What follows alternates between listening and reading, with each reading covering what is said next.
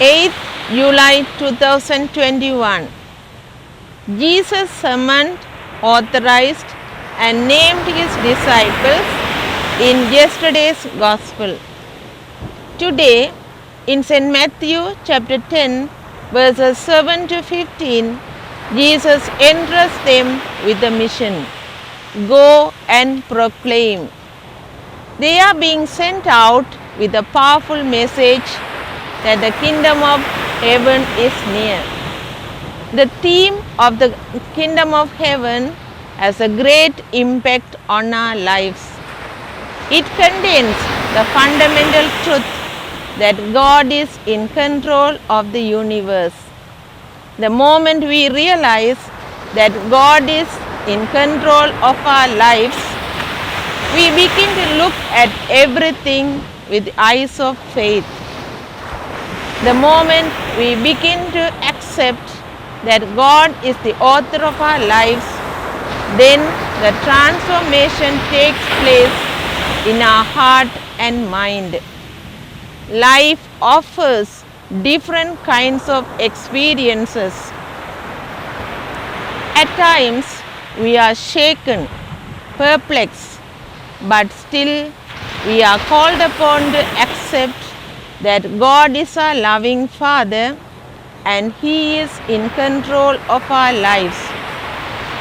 I would like to share the second part of my vocation story today.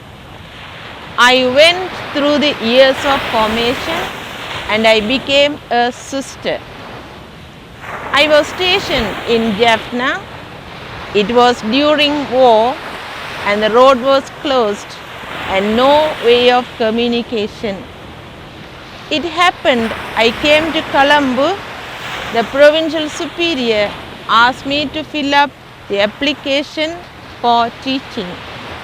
I did it, handed it over and went back to Jaffna. After a few months later, I came to know that there would be an exam for recruitment. I had no way to come to Colombo. With much difficulty, the provincial superior sent me the index number through the ICRC and I sat for the exam in Jaffna. Again, I was in Colombo for some other matter and I was about to leave for Jaffna. I get a letter calling me for pre-service. So I had to stay back and followed the pre-service for 3 months.